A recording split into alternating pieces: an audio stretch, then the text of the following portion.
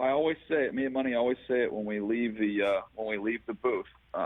We get the good fortune of calling games for the most interesting team in the league because there is drama each and every time they take the field. It doesn't matter who they're playing. It's going to come down to the very end. So I guess if they're the most interesting team in the world, their slogan is "Stay going for it, my friend." Right? Isn't that, yeah, it was. Is that what it is? By the way, has anybody talked? I didn't know if anybody's talked about that at all. Has that been in any conversation? Well, I mean, it is. Other than clock management and challenging a replay. Whether to go for it instead of kicking a field goal and then looking at the final score is the easiest second guess of a football coach, I think. Easiest second guess that's out there. Yeah, I think there is a clear divide, right? There is that old school who I think they've been accustomed to watching football a certain way for, 50 years. And I think they just kind of struggle to wrap their minds around it. Last night, and I said it during the broadcast, I had absolutely no problem with what Staley did in that game and how aggressive he was. And calling these games each and every week, I've seen this team. I think there's the analytics side of it, right, which is you're aggressive. You're going to need points against the Chiefs' offense. Is going to explode at some point in time. When you're missing as many guys the Chargers were in the secondary, you're not going to keep a lid on that for the entire game. So you're trying to build up a little bit of a buffer. So there's that side of it. If you don't get it, you give them a long field. There's that side of it.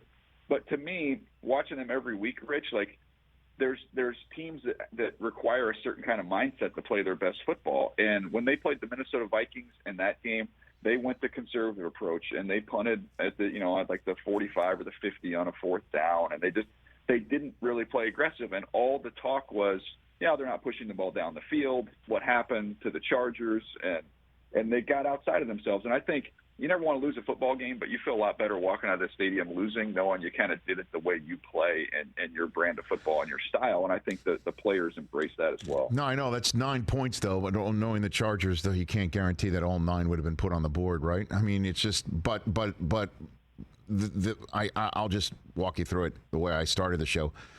First one I have no problem with. I mean, you're coming out of the gate, you get that huge return. You're not going to set the tone by putting a 3 on the board against Kansas City that just almost put a 50 on the board, right? So the one right before the half, I think, I understand you want to go up 2 scores, certainly when Kansas City gets the ball on the other side of the break, but going up 1 full touchdown means they can only tie the game on you to start, and you get the ball, and it's a tie game, but you get the ball first, kind of like the way the game started, and then the third one, I would have gone up for. I'm very honest, and I totally know that the touchdown drive that they went 97 yards and came up with nothing because they fumbled it inside the 5.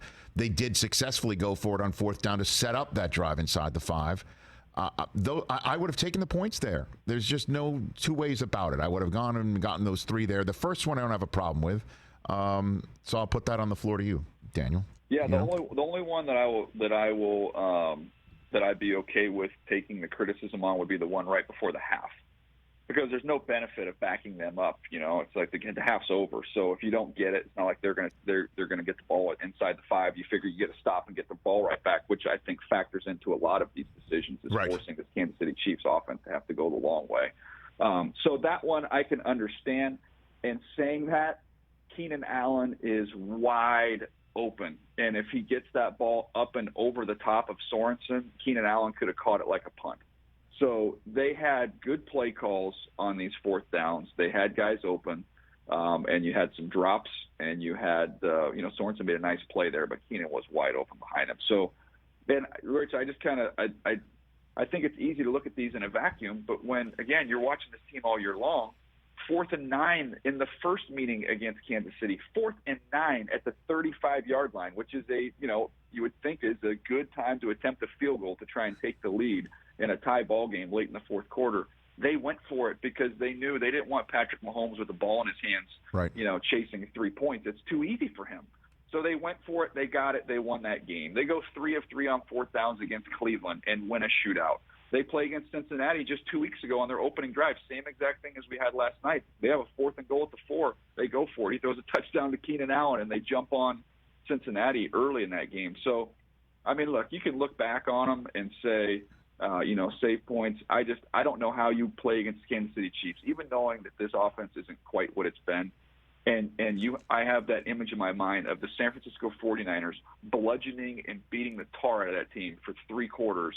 And then all of a sudden the Chiefs kick it in gear, and those points come, and they come fast, and they come in bunches. And I think without Derwin James, Asante Samuel, Louis Gilman, I think Staley knew that was a ticking time bomb before that was getting ready to go off. Hey, you watched all the way to the end. Thanks for that. Watch more right here.